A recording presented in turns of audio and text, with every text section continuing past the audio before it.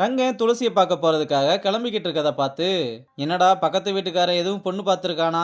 Tip டப்பா dress பண்ணிட்டு சீவன தலைய திரும்ப திரும்ப சீவிக்கிட்டு இருக்க.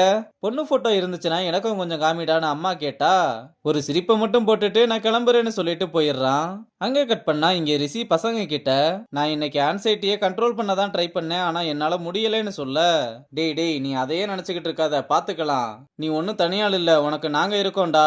இனி அந்த ஆளை கிரவுண்டுல உன் பக்கமே வரவிட மாட்டோம்னு பேசிக்கிட்டு இருக்கும்போது, சரி எல்லாம் சீரியஸா இருக்கீங்க, உங்களை கூல் பண்ண என்கிட்ட ஒரு ஐடியா இருக்குன்னு ஜாக்கி சொல்ல, என்னடா பண்ண போறான்னு பார்த்தா ஒயின் ஷாப்புக்கு கூப்பிட்டு வந்திருக்கான். அப்ப மாத்தையனோட அம்மா வந்து, என் பையனும் இந்த மாதிரி தான் துணி போட்டிருப்பான்னு சொல்ல, ஜாக்கியும் அம்மா இது கிரிக்கெட் டீமோட ஜெர்சின்னு சொல்றான். இவங்க பேசிக்கிட்டு இருக்கத மாத்தையன் பார்த்ததும் உடனே ஒளிஞ்சுக்கிறான்.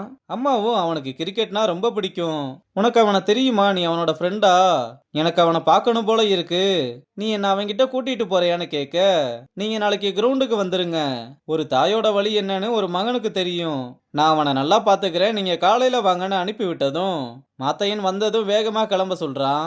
அப்புறம் வண்டியில போய்கிட்டு இருக்கும்போது, மச்சான் நீ போனதுக்கு அப்புறம் ஒரு ஆன்ட்டி ஃபுல் மப்பில் வந்து இந்த டிஷர்ட்டை பார்த்துட்டு, என் பையனும் உன் கிளாஸ் தான் உனக்கு தெரியுமான்னு கேட்டு சாவடிச்சிருச்சு, அதுவும் இல்லாம இந்த ஏஜ்ல இருக்க ஆன்ட்டி எல்லாம் ஒயின் குடிச்சுதான் மச்சான் பார்த்திருக்கேன், ஆனா இது ஓஜி ஆன்ட்டியா இருக்கும் போலன்னு கிண்டல் பண்ண, மாத்தையன் காண்டாகி எதுவும் சொல்ல முடியாம, டேய் மூடிக்கிட்டு வண்டியை ஓட்டுறா, ஹெல்மெட் வேற போடலன்னு சொல்லிக்கிட்டு இருக்கான். இங்க ரங்கன் துளசி அவுட்டிங் கூப்பிட்டு போகலாம்னு வீட்டுக்கு வர, அவ இன்னும் ரெடியாகாம இருக்கத பார்த்து, நான் தான் கொஞ்சம் வேகமா ரெடி ஆயிட்டேன் போலையேன்னு சொல்ல, சரி நானும் போய் ரெடி ஆயிட்டு வரேன்னு சொல்லிட்டு போறா.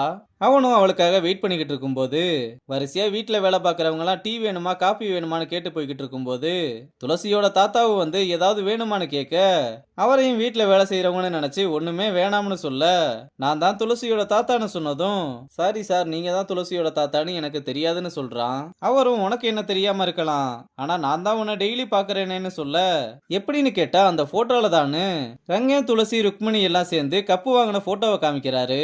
அப்ப துளசி வந்ததும் ரங்கன் வச்ச கண்ணு வாங்காம அவளை பாத்துக்கிட்டே இருக்க, டேய் இங்க நான் ஒருத்தர் இருக்கேன்னு தாத்தா இருமி காமிச்சாலும் அவரை கண்டுக்காம ரெண்டு பேருமே சைட்டை போட்டுக்கிட்டு இருக்காங்க. அங்க கட் பண்ணா நம்ம பசங்க எல்லாரும் சேர்ந்து நல்லா சரக்க போட்டுக்கிட்டு இருக்கும்போது, மாத்தையன் மட்டும் அவங்க அம்மாவை நினைச்சுக்கிட்டே குடிக்காம உட்கார்ந்துருக்க, ஒரு கட்டத்துக்கு மேல கோவம் ரொம்ப அதிகமாகி குடிக்க ஆரம்பிக்கிறான். இந்த பக்கம் துளசி பைக்கை பார்த்ததும், இந்த பைக் எனக்கு பிடிக்கும்னு உனக்கு எப்படி தெரியும்னு கேட்க, தெரியல ஆனா பிடிக்கும்னு தோணுச்சு அதான் எடுத்துட்டு வந்தேன்னு சொல்றான். அவளும் இந்த சேட்டு பைக் எல்லாம் பார்க்கும்போது பழைய ரங்கனை பார்த்த மாதிரியே இருக்குன்னு சொல்றா.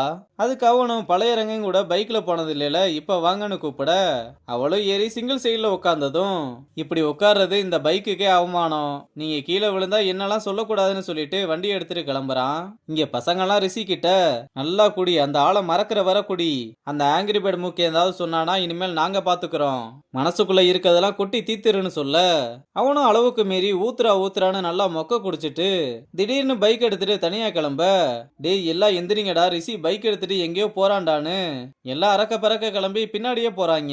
இந்த பக்கம் ரங்க அகாடமி டேஸ்ல பைக் ஓட்டணும்னு ஆசை இருந்திருக்கான்னு கேட்க, என்ன ஆசை இருந்திருக்காவா, இந்த பைக் ஓட்டுறது என்னோட கனவுன்னு சொன்னதும், அப்ப வந்து ஓட்டுங்கன்னு வண்டியை நிறுத்தி அவளை உட்கார சொல்லி நல்லா ஃபீல் பண்ணி வண்டியை ஓட்டுங்கன்னு சொல்றான்.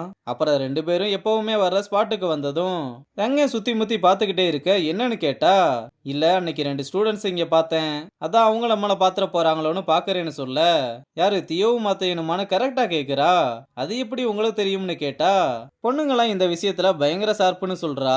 அப்புறம் தங்கத்தை பத்தி சொல்லி அவளோட பர்சனல் லைஃப்ல ஏதோ ஒரு பிரச்சனை இருக்கு, ஆனா அதை பத்தி எப்படி பேசுறதுனே தெரியல, அதுவும் இல்லாம அவங்க பொண்ணுங்க, அவங்க என்கிட்ட பேசுறதுக்கு கம்ஃபர்டபுளா இருக்கணும்லன்னு சொல்ல, நீ ஏன் இப்படி பேசுற, அன்னைக்கு 50th இயர் செலிப்ரேஷன்ல நீ ஒன்னு சொன்ன உனக்கு ஞாபகம் இருக்கா, ஸ்டூடெண்ட்ஸ் எப்படி ட்ரெயின் பண்றாங்களோ அதே மாதிரி கோச்சஸ்க்கு ஸ்டூடெண்ட்ஸை எப்படி ஹேண்டில் பண்ணணும்னு ட்ரைனிங் இருக்கணும்னு ஒரு கோச் அவங்களுக்கு ஃப்ரெண்டா சப்போர்ட் சிஸ்டமா இருக்கணும்னு சொன்னேன், ஆனா இப்போ ஏன் ஸ்டூடெண்ட்ஸ்னு சொல்லும்போது நீ அவங்கள கிரிக்கெட்டரா பாக்குறியா இல்ல கேர்ள்ஸா மட்டும் பாக்குறியா, நீ ஏன் இப்படி யோசிச்சா அவங்களும் அப்படித்தானே யோசிப்பாங்கன்னு சொல்றா.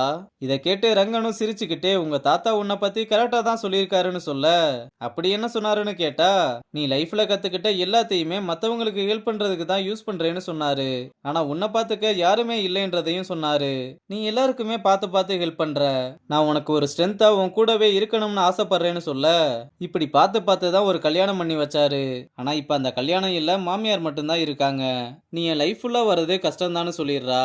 இங்க ரிஷி நடராஜன் வீட்டு மேல கல்ல விட்டு எரிஞ்சுக்கிட்டு இருக்க. அப்ப பசங்களாம் வந்து டே மயிறு என்னடா பண்ணிக்கிட்டு இருக்க, வேமா வந்து தொலைடான்னு கூப்பிட்டு போகும்போது அப்ப நடராஜன் வந்து யாரடா அதுன்னு கத்திக்கிட்டே வந்து பார்க்க ஃபேஸ் எதையுமே பார்க்கலைனாலும் ரிஷி போட்டிருக்க ஷூவை பார்க்கறதோட இந்த எபிசோட முடிச்சிருக்காங்க.